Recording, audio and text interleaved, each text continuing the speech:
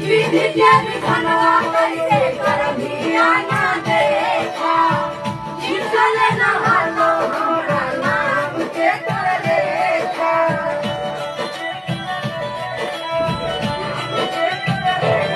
दीदी के बिखनवा कैसे करबिया ना देखा खिचले ना हालो हमरा नाम के कर रेखा में